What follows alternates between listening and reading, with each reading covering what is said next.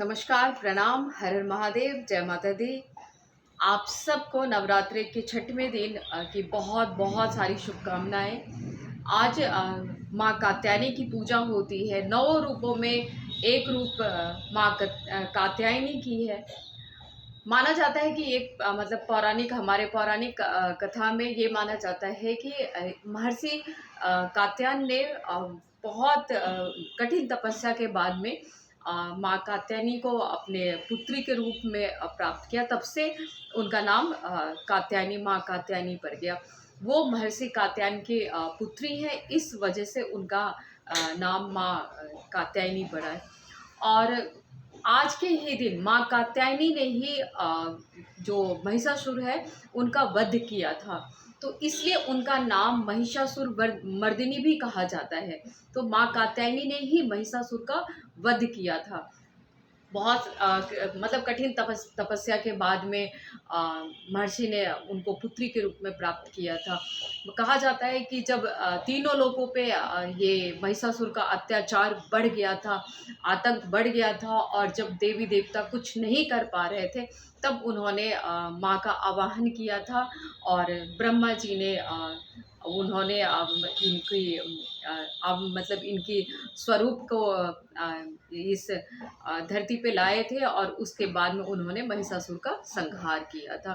तो इस वजह से माँ कात्यायनी की पूजा की जाती है। माना जाता है कि अगर हम माँ कात्यायनी की पूजा करते हैं तो हम अपने आप को बस में कर सकते हैं, अपने इंद्रियों को बस में कर सकते हैं, अपने मन को बस में कर सकते हैं, हमारा मन एकाग्रचित होता है। इसलिए माँ कात्यायनी की ध्यान पूर्वक, भक्ति भाव से, श्रद्धा से पूजा करनी चाहिए। माँ का ये रूप जो है, ये रूप महिषासुर मर्दिनी भी कहलाता है, और महर्षि कात्यायन की वो पुत्री थी, इसलिए माँ कात्यायनी कहलाती है। जिस तरीके से हम लोगों की पिछले वीडियो में बात हुई थी कि जब नवरात्रों का टाइम होता है तो हम नव रूपों का वर्णन करते हैं, और इन नव रूपों में माँ के जो सारे स्वरूप है, जो माँ ने जो अपना प्रचंड रूप रखा, जो माँ ने करुणा भाव रखा, दया रखा, और जिस तरीके से माँ जगत जननी है, जिस तरीके से वो अपने सारे बच्चों पे ध्यान रखती है और माफ़ भी करती है, और जब अत्याचार का अति हो जाता है तब उनका आवाहन भी होता है, वो प्रकट होती है और फिर ऐसे पापियों का संहार करती हैं, विनाश करती हैं। तो कहने का मतलब यही है कि जिस तरीके से आज के युग में ये कलयुग है, हम आप कोई ऐसे लोगों को रोक तो नहीं सकते हैं, लेकिन जितना हो सकता है कि हम अपने अच्छे कर्म कर सकते हैं, उन पापों से दूर रह सकते हैं जिसके कारण हमारी ज़िंदगी में उथल पुथल मच जाती है, उन पापियों से हम दूर रह सकते हैं। अगर हमें एक जीवन मिली है तो उस जीवन को हम सात्विकता से क्यों ना मतलब कि गुजारे। और एक ये 9 दिन आते हैं तो 9 दिन ही हमें क्यों समझ में आना चाहिए कि पूजा पाठ करना है और मन को सात्विक रखना है या कुछ। इन दिनों में भी कहीं ना कहीं से महिषासुर पनप ही आते हैं।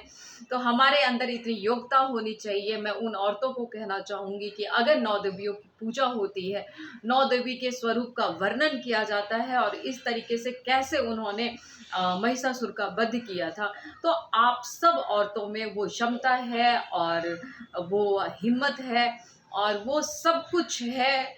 किसी चीज़ की कमी नहीं है एक औरत में। वो औरत एक सब वो सारा काम कर सकती है जो एक मर्द कर सकता है, बस हिम्मत दिखाने की ज़रूरत होती है।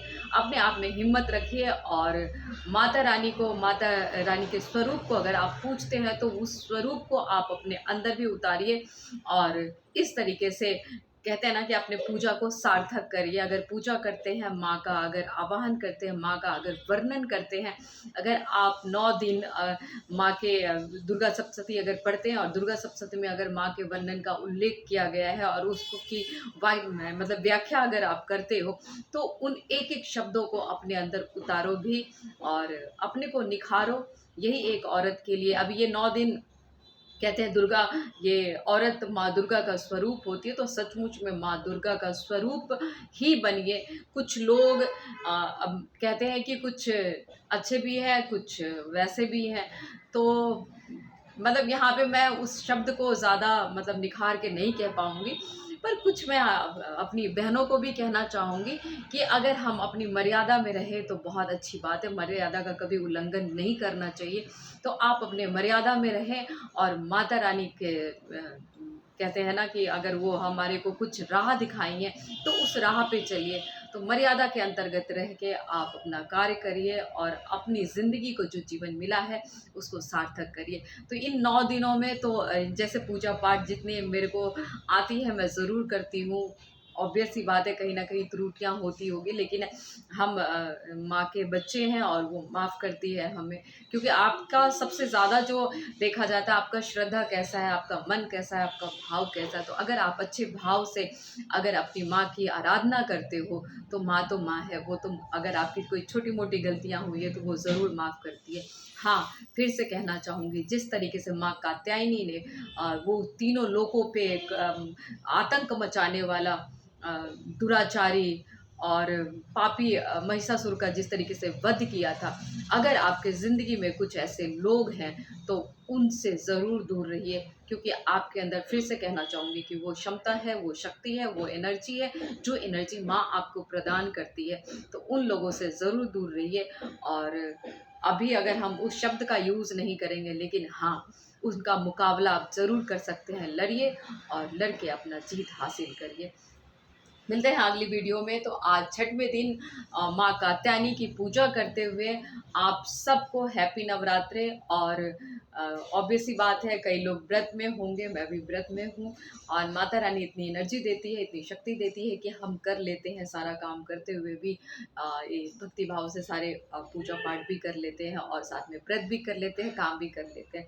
तो ये एक एनर्जी है, ये एक शक्ति है।